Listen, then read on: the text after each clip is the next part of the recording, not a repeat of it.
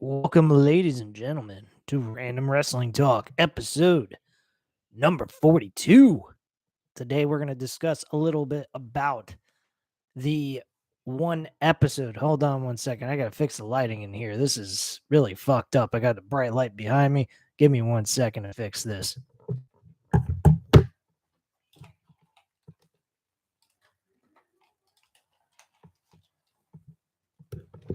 Sorry about that, guys. Apologize on that.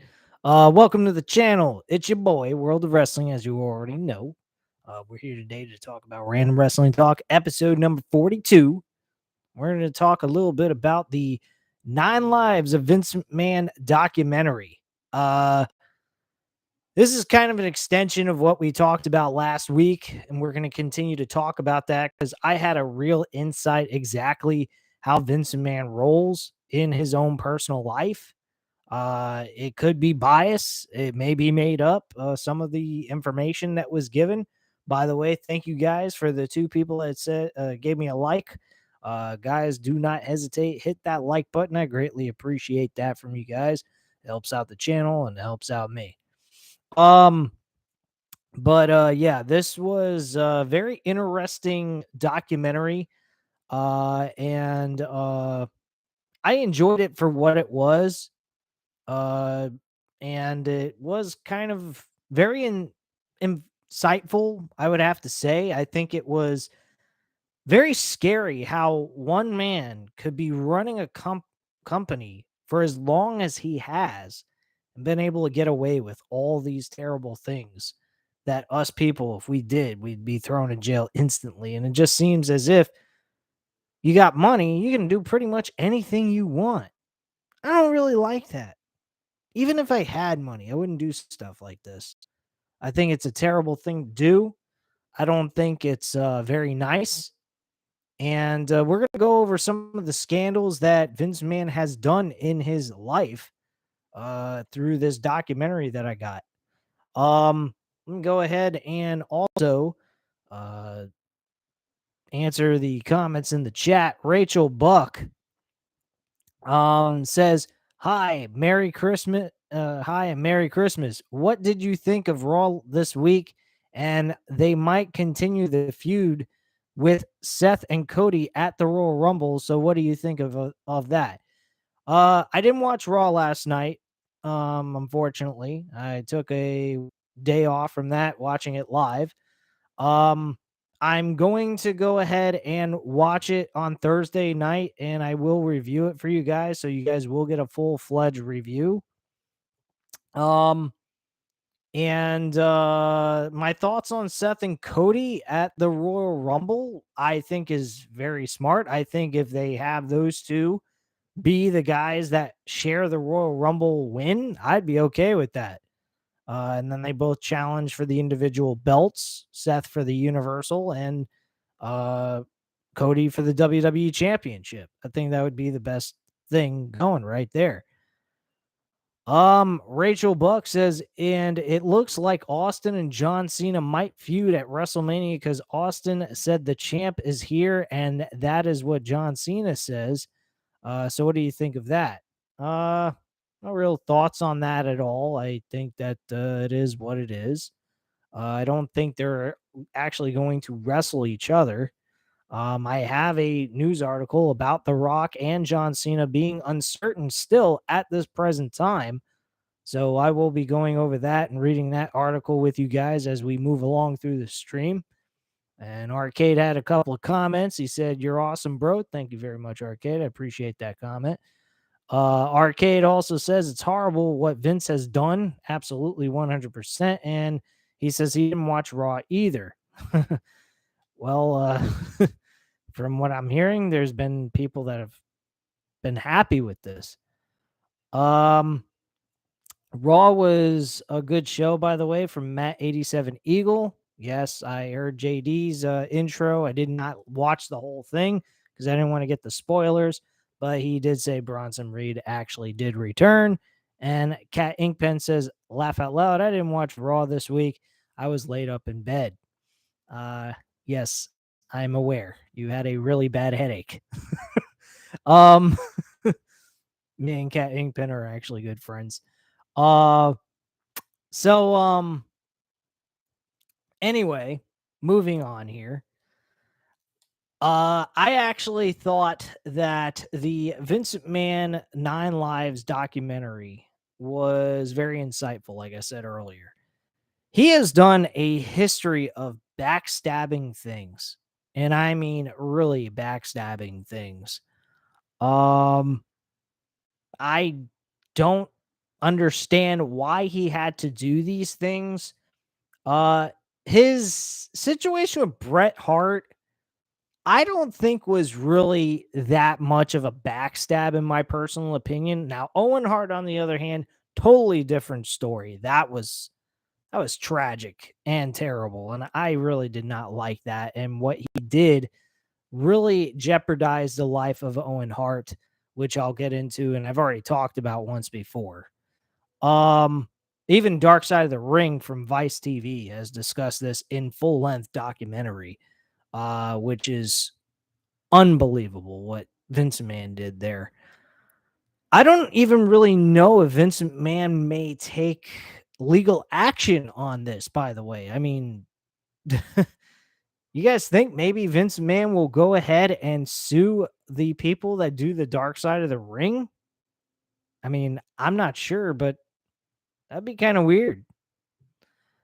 Um, Matt 87 Eagle says Cody starts as number 1 and Seth is number 2 in the Royal Rumble, lasting through the entire Royal Rumble, either eliminating each other at the same time or Cody eliminating Seth. Thoughts on that? I believe it should be a tie. I think they should eliminate each other simultaneously, do a 1994 type of setup. I think that is the proper way to go. Rachel Buck says, what do you think of Chelsea Green joining Toxic Attraction? From what JD from New York 206 says, he thinks it's a very good idea.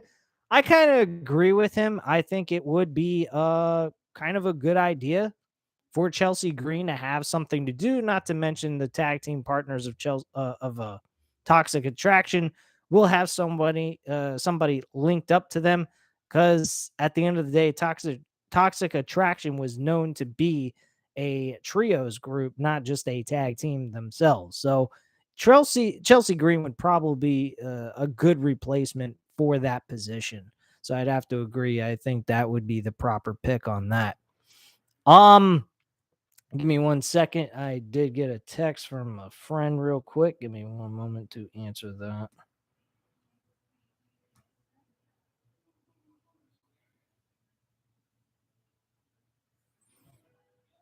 All right. Anyway, um, what else? Some other things that happened with this documentary. I think that Vince Mann was actually uh honestly, I don't know exactly if every little accusation was made that was 100% correct. But I do believe that with every single comment, acquisition, or uh, acquisition, or you know, things that were made about him, and they wanted to file charges and lawsuits and everything else. Now, these women wanted money for, like, the female referee in the 80s wanted compensation for she what he did to her. Why would she want compensation from him? Why not go for the jugular and put him in jail? That is a little bit of a concern to me. That sends red flags in my brain, because honestly, what the fuck do you care about the money? Put his ass in fucking jail. He does not belong roaming the streets doing anything. I don't care how much money this man has. But let's be honest. It seems, and in this documentary, it pointed out a lot that the anything that happened with Vince McMahon, there was money to be thrown around, and that was his solution to every problem. The situation with the steroid use, that was another one he managed to get by the skin of his teeth. He almost was thrown in jail to be believed to be a dealer for the use of steroids within the company. I mean, he and the wrestlers admitted that he would give them the shots during the times that they were working out and everything. You're a fucking owner of the company. He sounds like Tony Khan, only Tony Khan ain't distributing or handing out steroids to people and giving them the shot in the ass. Like, what the fuck? Who the hell does this shit? And it is really sad that this guy is just roaming around, still not inside of his own little cell, rotting in a jail cell somewhere. This guy has no business walking around on God's green earth right now. And somehow, some way, he's always figuring out a way to go ahead and do that. And that makes absolutely no sense to me. But hey, it is what it is. Let me answer a few questions in the chat. Rachel Buck had a few other comments, and she also is referring that it means that her husband might join WWE2 along with his best friend. She's meaning Matt Cardona and Brian Myers because they will be a tag team in the tag team division. She thinks that would make the tag team division much better.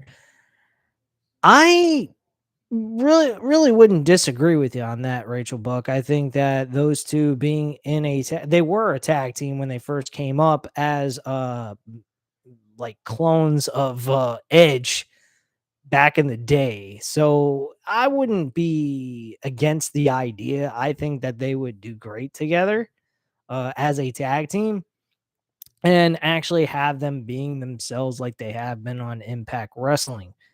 Not that anybody really watches that fucking show anymore.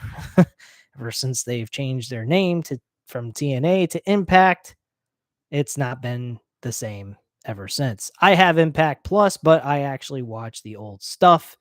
I don't watch the current up to date stuff. I've tried reviewing it on this channel, and my goodness, it is just fucking boring. Can't stand it, can't deal with it, and just don't watch it anymore.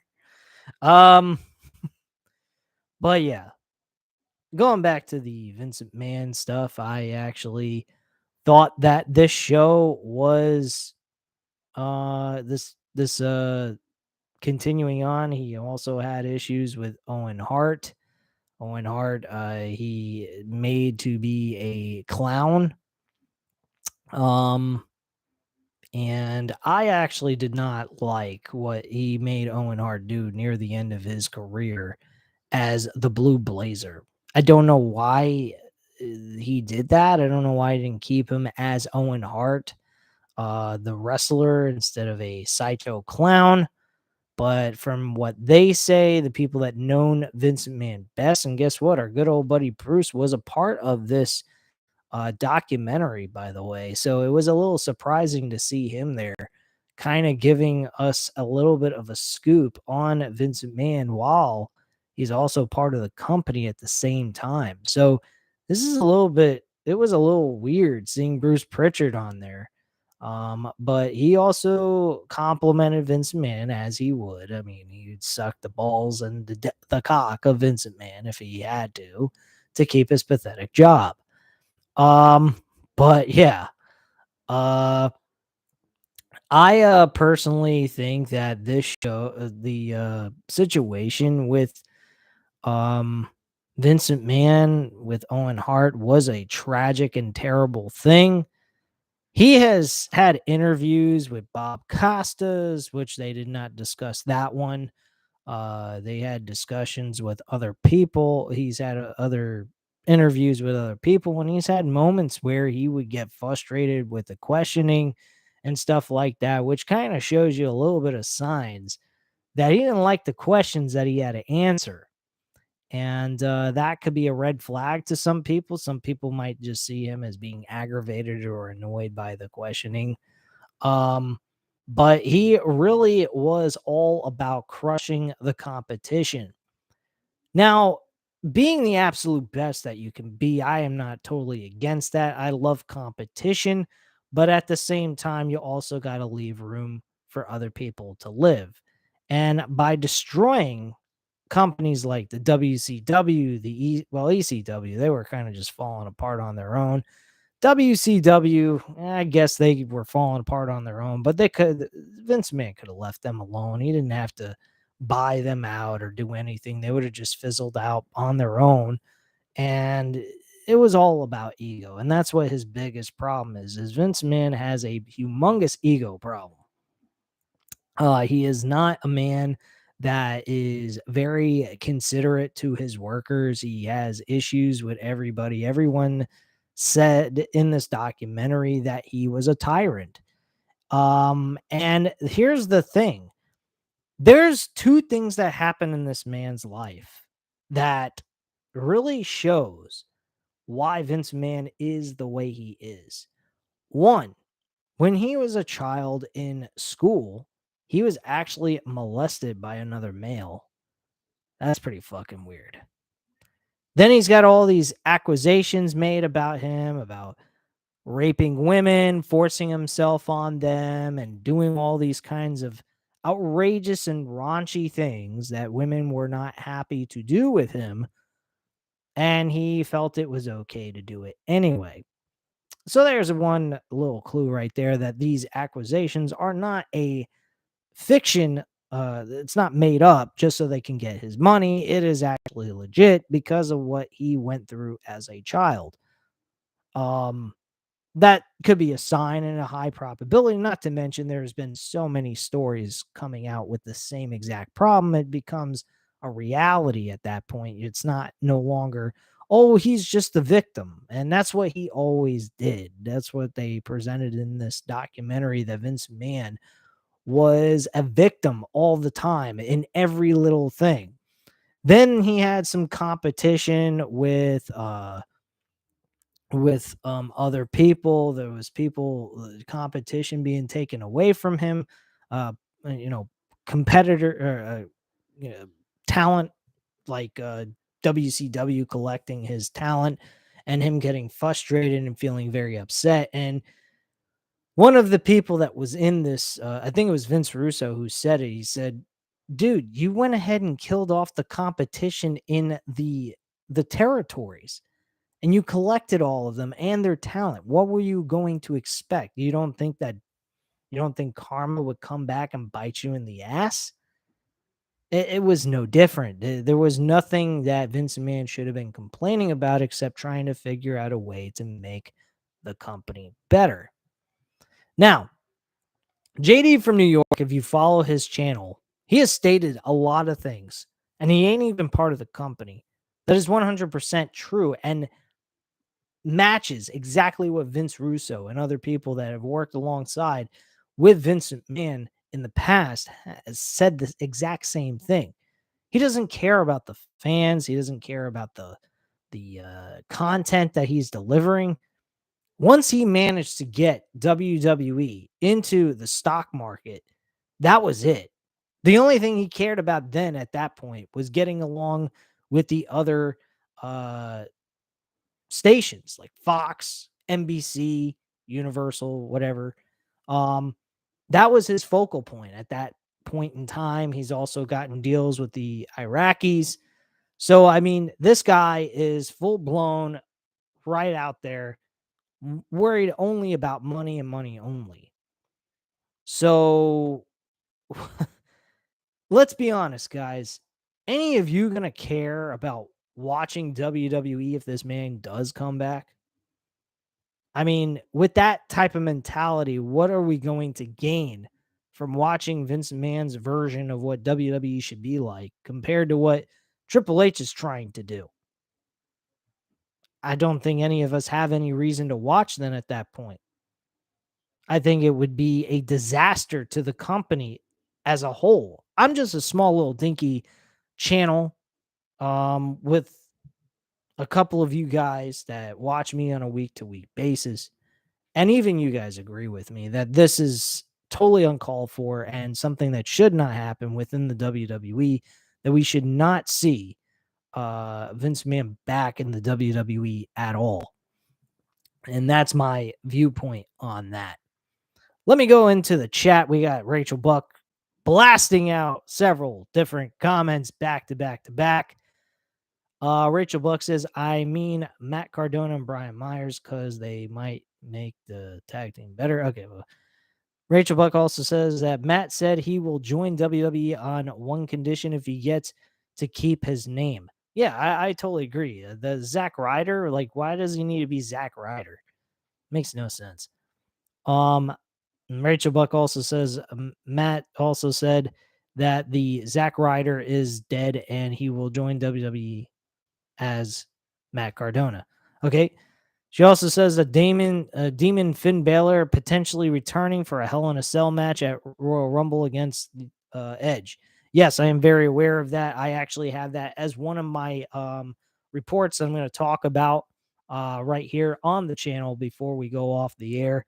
Give me 1 second. I just want to answer a quick text here. Give me 1 sec here.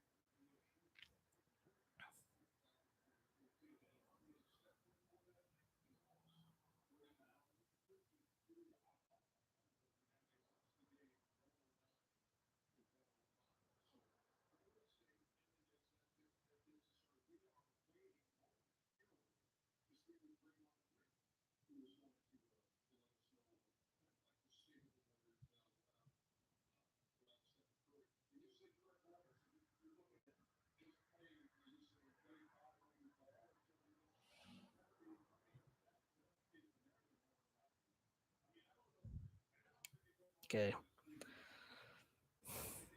All right. Anyway,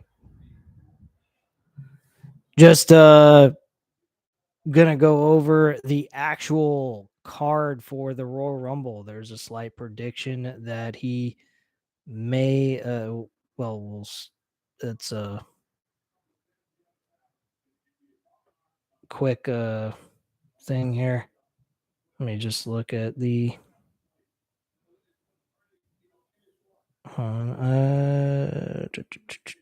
where is it? The Royal Rumble. What the fuck? I think I saved it. Oh, here it is. Spoilers.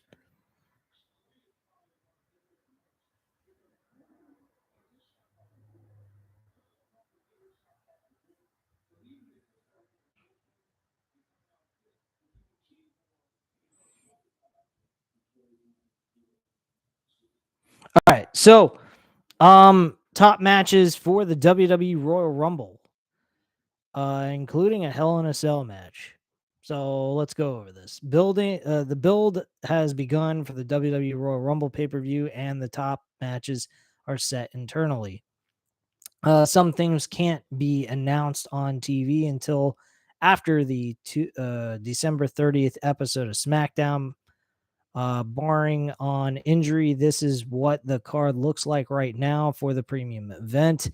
Looks like we're going to get Roman Reigns defending the 2 championships against Kevin Owens. Was kind of hoping an AJ Styles match, but all right. We're going to get Ronda Rousey versus Raquel Rodriguez. Nothing important there in the men's and women's Royal Rumble. Edge versus the Demon Finn Balor. WrestlingNews.co told that the Edge versus Balor match will be a gimmick match. And right now, it looks like it's going to be a Hell in a Cell match. As for the Pitch Black match that WrestleNews.co previously reported on, no other details were given, but a source we spoke with still believes that this match is for Bray Wyatt and I'm assuming LA Knight. I have no idea what the fuck they mean by a pitch black match. I guess they put blindfolds over their eyes and they wrestle without being able to see each other. I don't have no fucking idea. I hope that's not the case. I've seen several blindfold matches and boy, do they turn out to be shit. Um, not really all that entertaining and not worth anyone's time. Rachel Buck says Damian Priest wants the Judgment Day to have a match with the Bloodline. We need the Judgment Day and the Bloodline to get in there and mix it up. Um, I want my name to live forever. Okay. Um, so she wants to see the Bloodline versus uh, she wants to see the Bloodline versus Judgment Day. I don't think we're ever going to see that happen. They're both heels. Cat Inkpen says, "Okay, finally made it. What insanity did I miss? You didn't miss much. I pretty much just went over the Vince McMahon Nine Lives documentary from Vice TV. Pretty interesting stuff. A lot of his scandals and stuff like that. Like Owen Hart's death and the rapes that he has committed over the years, which I don't understand why this man is not behind bars at this point. But apparently, if he throws money at people, he gets exactly what he wants, and that's off scot free. And they get their money and they walk away, which I don't know why they wouldn't want justice along with the money. But it is what it is, I guess. Apparently, money can buy you out of all things. Unlike uh death, you're not going to buy your way out of that. um anyway, uh bottom line about um that whole situation with Vince McMahon is his own mindset was just buying his way out of things. He has a humongous ego problem. He was raped as a child, which kind of explains why he has a tendency to do these horrific things on a repetitive basis over the years.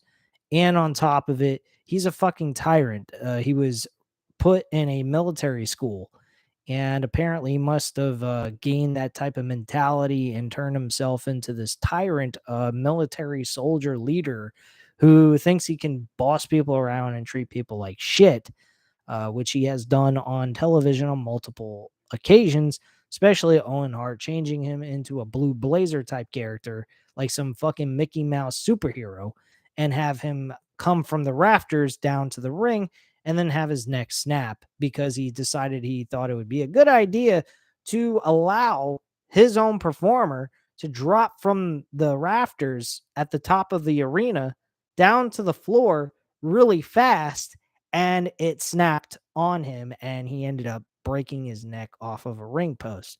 Very nice guy, you know. I mean, and he thought that the best idea was to continue on with the show. If it was me, if I was in Vincent Mann's shoes, one, I'd be scared shitless. I'd be facing jail time. Two, I'd be figuring out who the fuck just messed up, unless it was just me. And if it was me, I wouldn't allowed Owen Hart to do that in the first place. And thirdly, I would have gone ahead and asked everyone in the locker room while they were on break during this moment that took place. I would ask them, do you guys want to continue the show? I would have left it up to my performers. I'd have said, look, we got fans that came out here, paid for this, and people that have paid to watch it live on pay per view. And I understand that he died. And it would be a mixed bag for me because I'd feel bad, having to refund all those people their money back. They paid their money, they came to watch a show. Fortunately, something terrible happened. And his mentality is if a customer pays to watch your show, you continue on until the show is over so that their money is worth their time. I agree with that mentality. But at the same time, when it comes to someone who died, ugh, that is one fucked up situation. I would never want to be a part of that. I probably would walk away and refund everybody's money and, reschedule the show for another time because that is kind of a disrespectful thing to do to someone who just died during your show, doing an unbelievable dumb stunt that didn't need to happen. Just my personal opinion. This was at Over the Edge of 1999. If you watch the pay-per-view, they actually cut that portion of the show out. So it is actually quite The time frame is like, I think the original time frame, I believe, was about 2 hours and 45 minutes or 2 hours and 50 minutes. And in the WWE Network version of Over the Edge, I think it's about 2 hours and 20 minutes to 2 hours and 30 minutes, somewhere in that time frame. Um, so yeah, you definitely notice that there is a humongous change in the content for this pay-per-view, because they even announced that Owen Hart passed away, being sent to the hospital, and I believe they take that portion out of the out of the Over the Edge pay-per-view event on the Peacock network. So yeah, it was bad situation, and it was terrible. His thing with Chris Benoit was another bad incident. He didn't pay attention to what was going on. I mean, you got a guy who hasn't shown up for work. You don't call him. You don't ask him what the hell's going on. You got your own talent wondering what the hell's going on with the dude.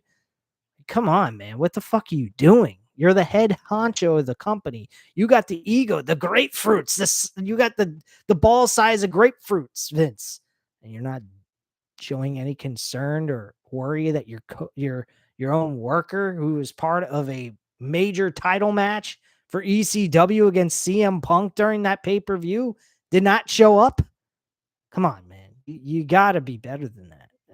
And Vince McMahon just does not care about talent. He doesn't care about the program anymore. He doesn't care about the content. He doesn't care about the fans. The only thing this guy cares about is making money. I don't have no problem with someone making money. You're the owner of this company. But at the end of the day, shouldn't you also care about the talent? You care about the fans? We're the ones bringing you the fucking money, you dumb bastard. Come on, man. Without the wrestlers and the fans, you got nothing. You got an empty show. No fans, no wrestlers, just a ring with ropes. Who the fuck's going to watch that? Come on, man. Get your head straight. What the fuck's wrong with you? That's why I hope this man never comes back. If he does, like I said last week, I cannot watch this fucking show ever again. Never. And if AEW goes down the toilet for me, then I'm just not watching wrestling anymore, and I won't have this channel, unfortunately. But yeah, I honestly think that Vince McMahon needs to take a hike. He's had his days in WWE. He's been there for a very long time. He's been there since the 1980s. It's 2022. I mean, you've been there for over 40 years. Give it a rest, would you? Please. Just stay gone. Do what you do best as an old person. Just relax on a beach. Go fuck yourself. Something like that, Maybe even get back with Linda, treat her with a little bit more respect instead of cheating on her with a bunch of fucking other women. I mean, you filthy, disgusting piece of shit. Jeez Louise. How is this woman still married to this man? Why didn't she just have a divorce? Should have fucking taken everything he had. I mean, I'm totally against women taking money from men after they've divorced, but the way this man has conducted himself and the way he has acted over the years, I think he kind of deserves it because of the fact he cheated on his wife multiple times, and on top of it, disrespected her with other women. I mean, it's disgusting. Really, it is. Rachel Buck says Brock and Lashley are currently both booked for the Royal Rumble and Elimination Chamber pay-per-view in some capacity. Oh boy. Whatever. I don't care. But yeah, that is the Royal Rumble card, by the way. So yeah. Let's go over some other things here that I bookmarked so we can talk about here. Give me 1 second. Mandy Rose. Yeah, Mandy Rose last week was being reported that she is actually was fired from WWE, but actually that was not the case. She voluntarily quit the company because of her side job that she liked to do. She's making a lot of money, by the way. It's a bit questionable. personally. I think that she's going to encounter a lot of sleazebag type of people in this line of work that she's doing. She's chose to go ahead and join this company. It's like OnlyFans. It's called Fan Time, and she's made over $500,000, and she could be possibly making $1 million uh before Christmas, which is fucking insane. I understand why she's doing it. Really, I do.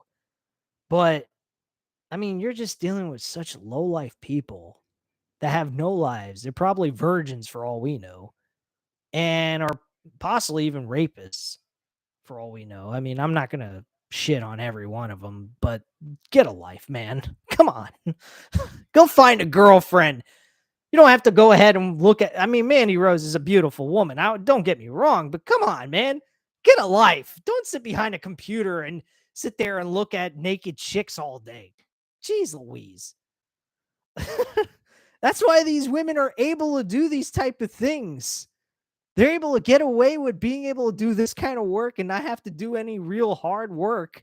Not to say that this is terrible or mean or saying that she's a low-life scumbag. She's expressing her sexuality in a very explicit way.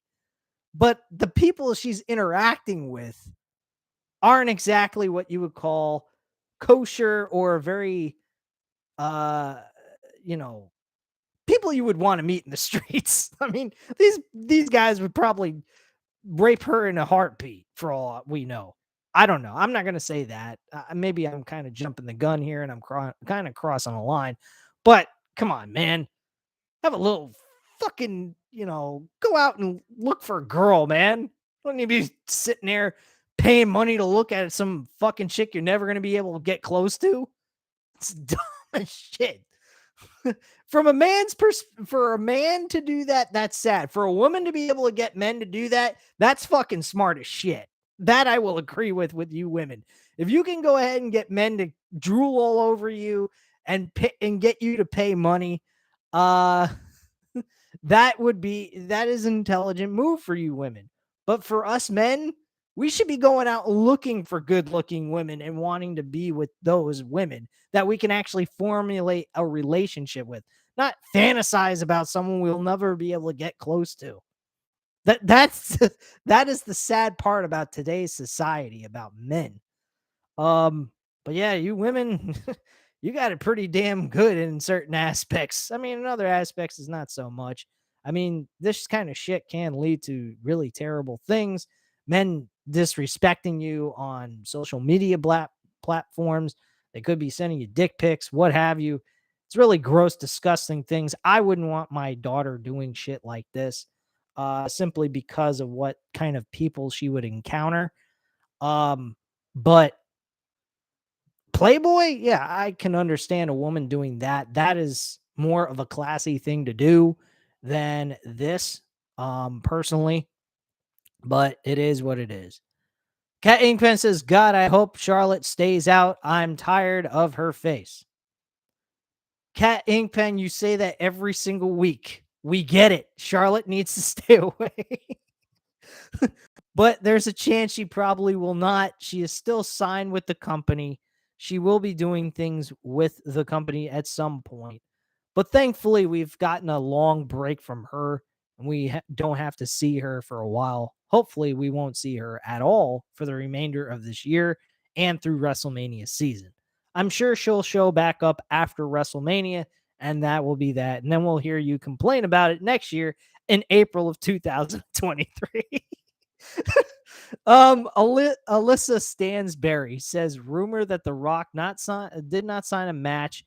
Black Adam did great. Save The Rock versus Roman Reigns at WrestleMania 40. Have The Rock win the 40 men's Royal Rumble match. Eesh. No, he does not need to win a Royal Rumble. We don't need to see The Rock versus Roman Reigns ever. We don't ever have to see that. Oh, I apologize, Rachel Buck. Let me go back to some of the other comments that Rachel was stating. I saw that from Cat Inkpen, but I accidentally glanced over Rachel Buck. I sincerely apologize. Rachel Buck had a couple of comments. She said Logan Paul will be entering the Royal Rumble match. That's expected. He said some really off the wall shit I did not like at all. Um, I mean, kind of liked what he said. I mean, it was about Hitler if he was to come back to life. He has a friend who's a Christian and believes that you should forgive others. And he said that he's absolutely fucking insane that he would actually forgive Hitler for what he did. Um, to a certain aspect, I can understand his point of view on that, but also at the same time, what if Hitler was to come back and be a totally different person? You're going to hate him because his past was terrible? I mean, granted, it was absolutely horrible, to be quite frank with you. Me being a Jew, I should hate the motherfucker. But at the same time, you also have to take into account that um it's about forgiving each other for our fucked up problems that we have in our heads. And that was what Hitler was. He was a fucked up human being. This guy literally was not thinking for himself. He was definitely out there. He was fucking insane. And these people, these Nazis were downright fucking pathetic and really fucked up in the head. They used people as experiments in the Holocaust. So, I mean, these people were not normal at all. I mean, I watched a history documentary about it and he was not functioning properly. He was always intoxicated on something. He was hallucinated out of his fucking gourd. Basically, you could pretty much consider him an insane patient that belonged in a mental facility. That's really where where all this comes from and why he did what he did. Had he had a more sensible mind and was more intact with reality, more than likely we probably would not have seen Hitler do the type of shit he did. But who's to know?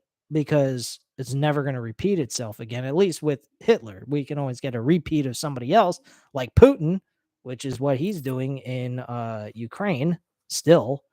Um, but it is a very difficult kind of topic to talk about with that.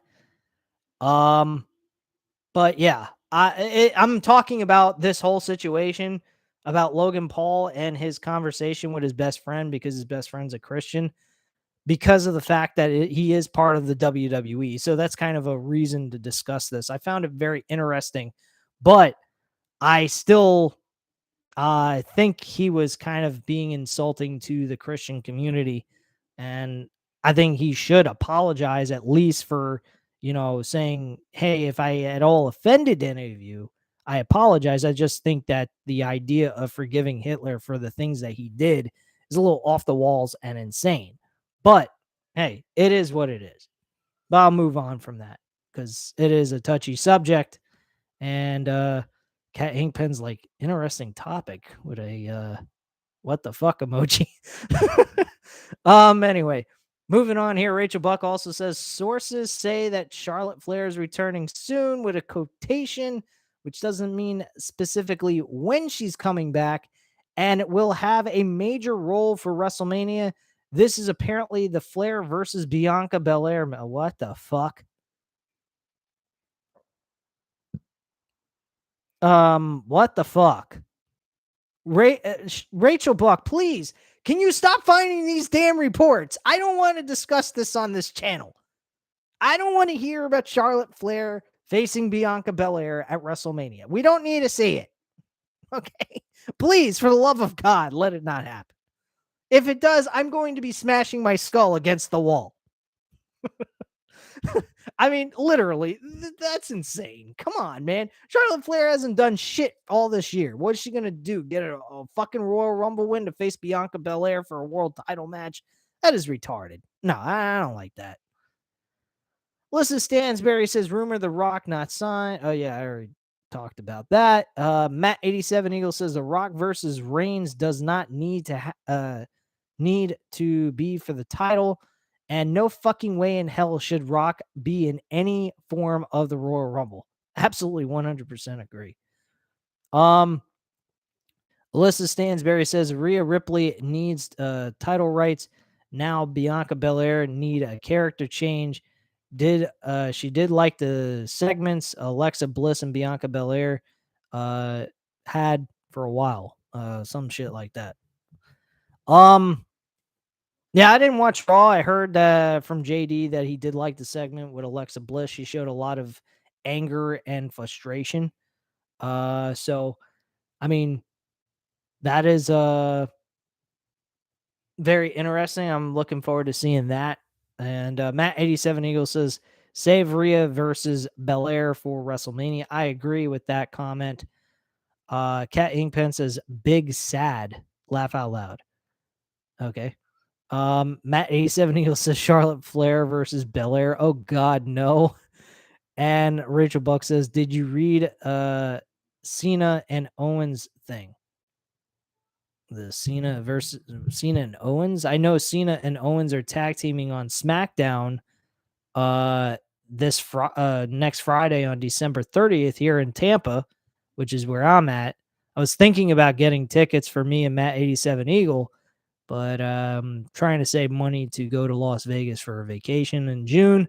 So I'm not particularly caring very much about seeing a SmackDown episode because it is kind of expensive to go to it, especially if you want to get good seats anyway.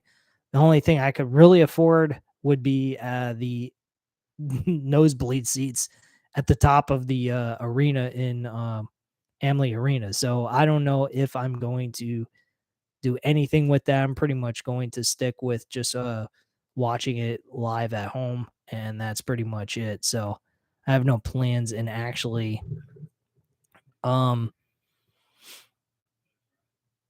going to see it live or anything like that. Rachel Buck also is stating that Cena and Owens is expected to go over on Zayn and Reigns. Well, thanks for the spoiler, Rachel Buck. I greatly appreciate that. I'm sure Sami Zayn will be eating the L in that match by Cena. So, whatever. Anyway, let's move on here with the show.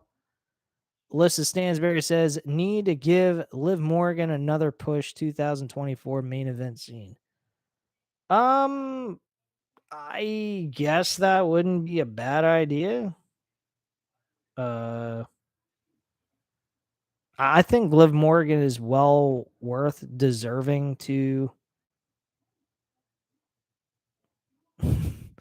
I just had a chat a comment text from one of my friends and said I thought it was funny.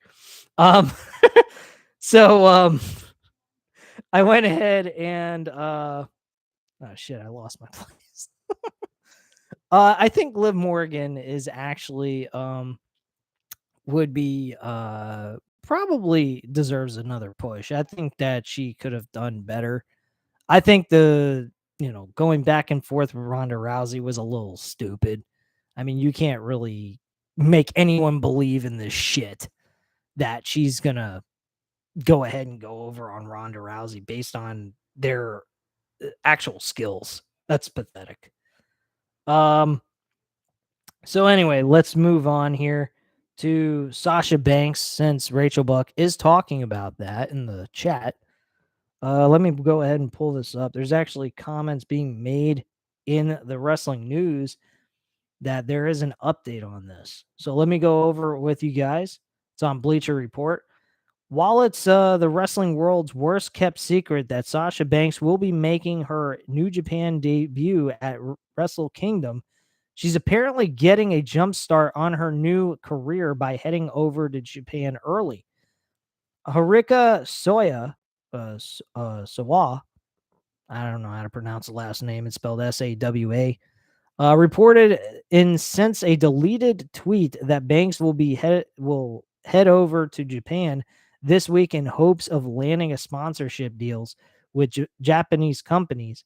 A Grand Slam champion during her tenure in WWE, it appears Banks is set for a full-scale world tour after abruptly leaving the company alongside with Naomi in May. While there has been no confirmation, she will step into the ring during her New Japan appearance. It's been suggested that Banks could go one-on-one with Kairi Sane for the IWGP Women's Championship. There has also been buzz around Banks potentially joining AEW as well, likely as Soraya's mystery partner at the January 11th edition of Dynamite in Los Angeles. Holy shit. Imagine, imagine, folks. She goes to AEW. That fucking crowd will fucking blow up. You think CM Punk was a big draw? This woman is a huge draw. This woman has gotten countless crowd reactions. People very interested in seeing Sasha Banks live in person and seeing her perform. This AEW crowd will love the fact that they get to see Sasha Banks live and in living color in AEW. Yes, Matt, 87 Eagle, I 100% agree. That is a big W for AEW if that is true. Again, this is just a rumor going around right now. There was a picture on a YouTube channel, a thumbnail showing that she was actually showing up at an AEW Dynamite show. I don't know if that was actually photoshopped or what have you, but if that is the case, my goodness, we got a huge, huge fucking debut coming on January 11th. Man, is that going to be fun as shit. And I hope it is Sasha Banks. Daniel says Sasha would blow AEW out of the water if she was there, probably more than CM Punk, in my opinion. I mean, don't get me wrong. CM Punk's debut in AEW was huge. I mean, he managed to get Rampage over 1 million views in just a 1-hour show. I mean, he's a big name. Don't get me wrong. Despite his antics leaving out of the company and what he did, but he is still a huge name regardless of what he's done in his past and with AEW, most importantly, because what he did in WWE is very understandable, but what he did here with AEW was wrong. I don't agree with him at all. He had no reason to be upset with anything, except for a few of the comments that were made about Colt Cabana. I get it, but he shouldn't have taken it to heart so seriously and let it ruin his entire time in AEW. I believe that it had nothing to do with really taking a shot at him. I think Hangman Page was just trying to elevate the storyline and make it more interesting, taking a rumored story going around and just implementing it into the storyline to make it more interesting between him and CM Punk. And CM Punk just took it the wrong way, I believe. But then again, maybe there should be some kind of structure, scripts for some of these guys, or at least give them boundaries they can't cross so that nobody's feelings get hurt or feel insulted during these promos where it becomes personal instead of just a storyline driven type of segment. Rachel Buck, she says sources within New Japan Wrestling have confirmed Sasha Banks is currently en route to Japan and expected to arrive tomorrow in advance of her planned appearance for the Tokyo Dome for Wrestle Kingdom 17. Okay. Daniel says Sasha would blow AEW out of the water if she was there, probably more than CM Punk. I already read that. I apologize. Rachel Buck also said, what about Naomi? Do you see Naomi going to AEW or staying in WWE? Honestly, I don't really think she needs to go anywhere. Maybe she can find another outlet to make an income. She does have a husband. I believe it's Jay Uso or Jimmy. I'm not sure which Uso it is. But I mean, he's working. If he's making more than enough money to take care of both him and his wife at the same time, why not just start a family and she could be a stay-at-home wife doing her thing, maybe start her own live stream channel on YouTube or or Twitch or something like that, I mean, she'll definitely be able to get a social media platform off the ground with her name. She's more than capable of doing that. So her coming back to WWE, I don't think is really necessary. Her going to AEW isn't really all that necessary either because of the fact of what she has with her husband. Her husband's right at the top of the helm with his brother in the tag team division. I'm sure they're making plenty of money where she doesn't really have to work if she don't want to. And he can take care of his family on his own. Um, that is an option for her at the end of the day that she could do and just do a social media platform or whatever she feels comfortable doing in her own free time to make extra money for her family. That's the way I would do it. Daniel says if Sasha ends up in AEW, I can see her going up against Brett Baker for some reason. Oh, Brett Baker and Sasha Banks. Holy shit, that would be a fucking awesome Forget the match. The promo itself would fucking be unbelievable. I'd love it. And Rachel Buck says, but she was seen with Jade Cargill, so that got the rumor going around. Oh boy. Are you telling me they could possibly make Sasha Banks a baddie? Oh, please, God, no. I don't want to see that. I don't want to see that, man. I don't want to see Sasha Banks playing under Jade Cargill. That would be worse than her just staying in WWE. I really believe that would be worse than staying in WWE, man. Holy shit. Please say it ain't so. Oh, Rachel Buck is saying that Naomi, she meant, there's a rumor going around that Naomi might go to AEW because she was with Jade Cargill. Okay, I mean, I don't know. It doesn't really matter to me one way or another. All right, so yeah, she is in New Japan. And she possibly may join AEW at the same time. Oh shit. That would be huge. Really, that would be a huge thing. All right. Ratings. Oh wait, let's go to WrestleMania 39 plans. And I also have one AEW story with Chris Jericho, which I'll go over. WWE WrestleMania 39 plans for John Cena and The Rock still uncertain. WWE is still months away from WrestleMania 39, but with the company looking to finalize the main event plans for the show by mid-January, fans are wondering whether they've been set yet. As previously reported, WWE is hoping to bring back The Rock, Steve Austin, John Cena for the show with the idea of doing Rock versus Roman Reigns as the main event of either night in April. WWE is bringing back Cena for the December 30th edition of SmackDown, where he will team with Kevin Owens against Roman Reigns and Sami Zayn for a tag team match. While speaking on today's Wrestling Observer Radio, Dave Meltzer noted that he was last told that Cena is probable for the event and The Rock is still possible. Oh, can we please get rid of The Rock? I mean, I love The Rock, but damn, man, he's long past due. He's done. He's almost 50. Give it a rest, Rock. You're making money doing movies. Give someone else a chance, man. Jeez.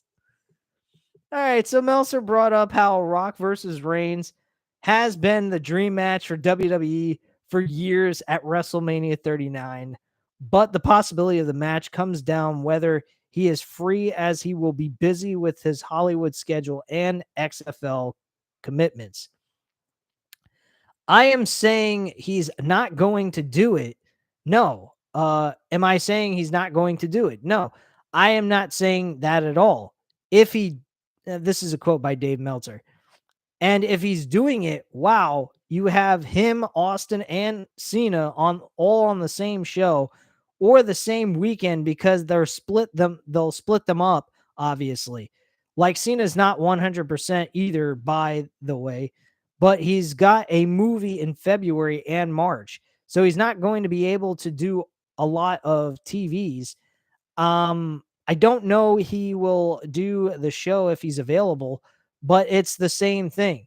He may have other things going on. I was told, I guess the best way to put it is Cena is probable and Dwayne is a possible, maybe a probable. I don't know, but neither is a sure thing. The only one that's for certain is Steve Austin because he doesn't have any outside projects that he's doing in Hollywood or other commitments to other things that he does. So Steve Austin's the only thing we got as a legendary wrestler that we remember back in the day when we were all kids. Other than that, that's all we got. So me personally, fuck all three of them. We don't need them. We got a main roster. We got people that we should be utilizing and help get over and make bigger stars. When we start doing things the way things used to be done back in the Attitude Era, where the wrestlers were the important people, not the legends, the people that have been there, do it on a regular basis week to week, that is what needs to be focused on. We need Seth Rollins, Cody Rhodes, both challenging for either titles. Seth Rollins for the Universal, Cody for the WWE Championship. That is what we need to see. That's what needs to happen. And that is all there has to be said on that subject. That's our fucking two main events. Roman versus Cody for the WWE Championship. Roman versus Seth Rollins for the WWE Universal Championship. That is all we have to see. There is nothing more we have to see here. Both storylines make a lot of sense. Cody was talking about how he wants to win the WWE Championship when he first came into the company earlier this year. Seth Rollins has continuously done some amazing stuff in this company, has had great matches with Cody 3 different times.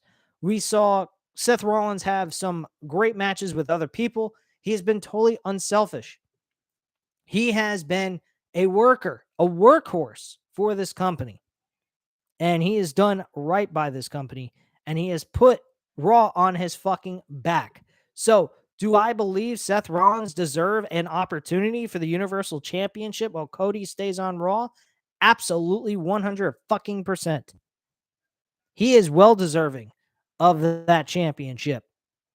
He doesn't need to be a U.S. champion. He doesn't need an Intercontinental Championship. He needs to be the top of the helm, the main guy, the guy that people are going to look at as a world champion. That is what we need to see. And that's all I have to say on that subject. I don't want to see The Rock. I don't want to see Cena. I mean, Cena and Kevin Owens together in a tag team match against Sami Zayn and Roman Reigns. I'm cool with that on a SmackDown show. That's going to bring in some good ratings.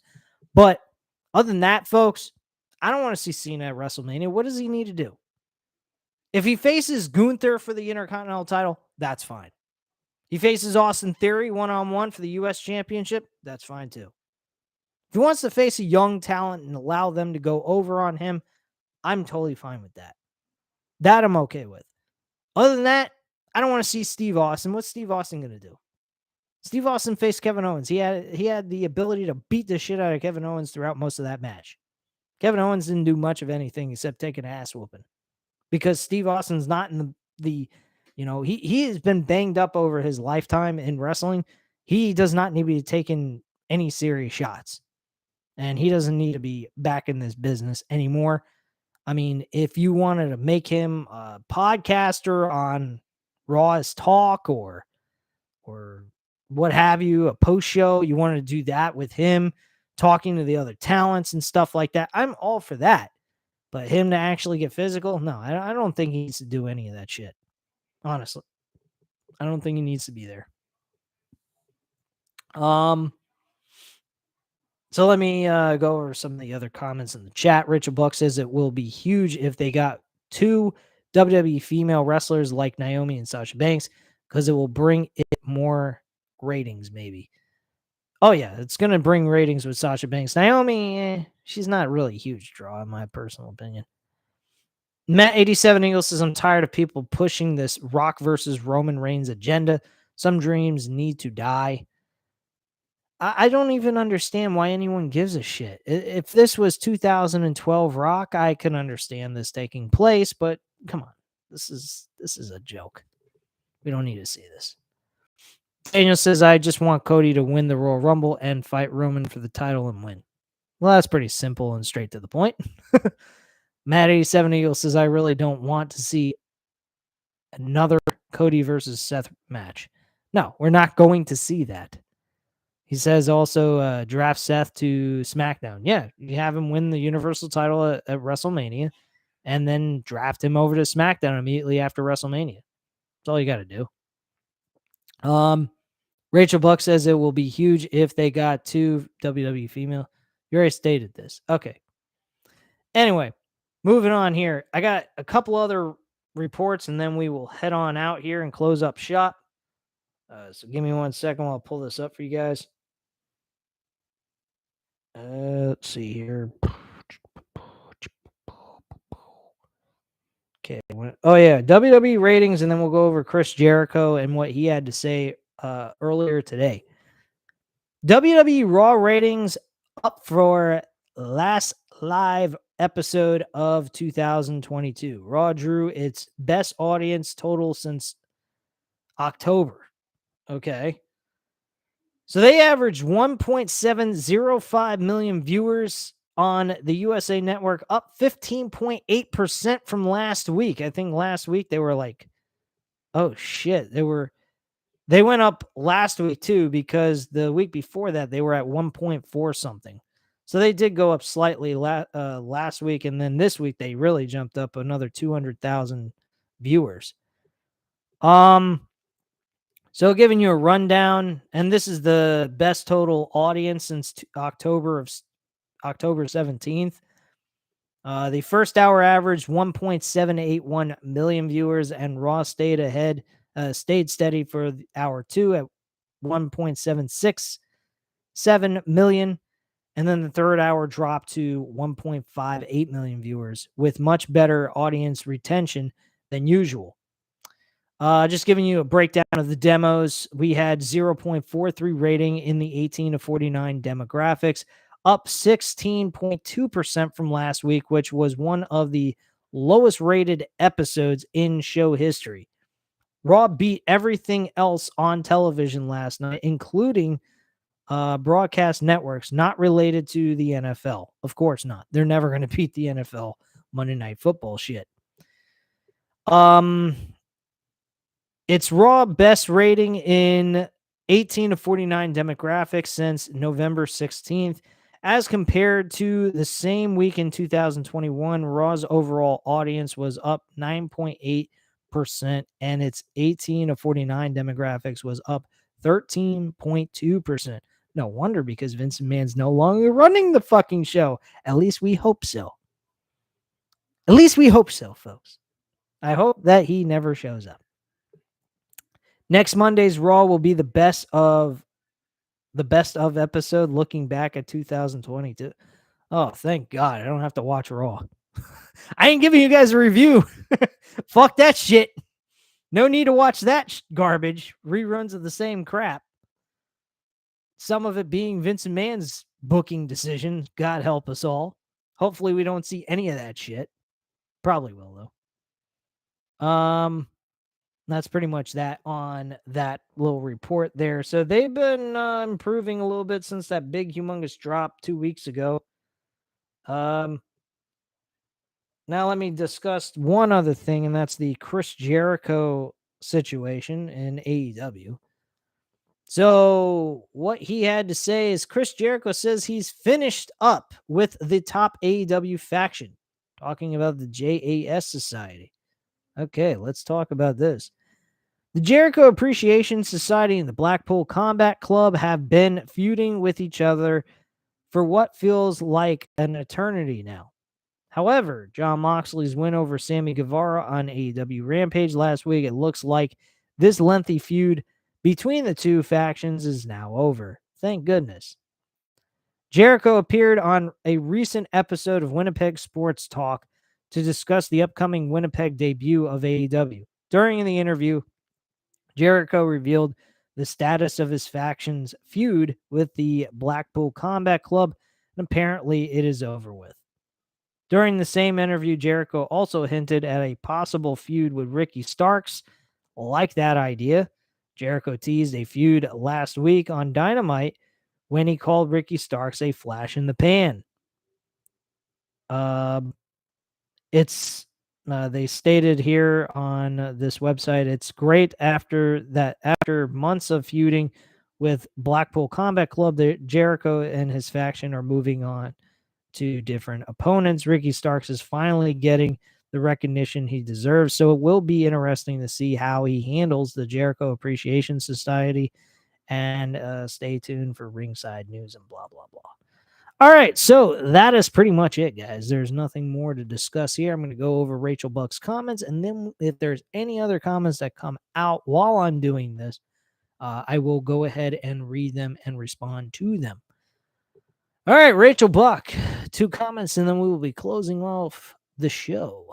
Rachel Buck says, what do you think of Gunther and Brock Lesnar at WrestleMania? I think that's pretty interesting.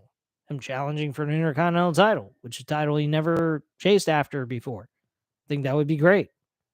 And then there's a rumor going around is that Brock Lesnar will beat Gunther for the Intercontinental Championship. What do you think of that? Huh? Where are you getting your freaking information from, Rachel? I'm not finding any of these reports. You know, I go ahead and I put in WWE News, and I look for this shit. And I don't find any of these kind of reports you're talking about. So, no, I do not want to see that. Gunther does not need to be losing an Intercontinental Championship to, you found this on Twitter. Don't believe the stuff you read in Twitter. Twitter sucks. Twitter is a fucking cesspool of shit. Lots of information that don't mean anything. Please, save us all with that crap. Do not read, don't believe any of that. Stick to the reports on the internet. Stay away from Twitter. Because you don't know who the hell is reporting what on there. I do not use Twitter. I don't care for Twitter. Twitter can suck my balls. Okay? So I don't care. And I don't like the idea of Brock Lesnar beating Gunther for the Intercontinental Championship. You might as well just bring Vince McMahon in there and allow him to bury Gunther at that point. And I don't want to see Gunther getting buried. Sorry. Rachel Buck says, I want Sheamus versus Gunther for the championship. We've seen it. And he's had multiple opportunities and he's lost. So why do we need to see Sheamus versus Gunther at WrestleMania? I don't really understand the reason to do that. I don't even think that's necessary. So, no, I don't agree with that comment either. I apologize, but I just don't think that's necessary to have happen. But Brock Lesnar versus Gunther and Gunther going over on Brock Lesnar, I like that idea. I like John Cena versus Gunther for the Intercontinental title. It's a title he has never went after, so I would love to see that. Those 2 guys facing Gunther in a one-on-one match, either one of them would be fine as long as Gunther is going over on either one of those opponents. Other than that, I don't particularly care to see Brock Lesnar going over on Gunther at all. Nobody should be beating Gunther unless it's a really good upcoming star opponent, like a Braun Breaker or something like that. That I would be okay with. But Gunther losing to Brock Lesnar or John Cena? No, I don't want to see any of that shit. All right, guys, that is it. That is the show. I hope you guys enjoyed it. If you did, please go ahead and hit that like button. Hit the subscribe button if you're not already subscribed to the channel. And leave a comment down below, and I'll definitely get back to you on that, guys. I thank you very much for watching. Have a great night, guys. Bye.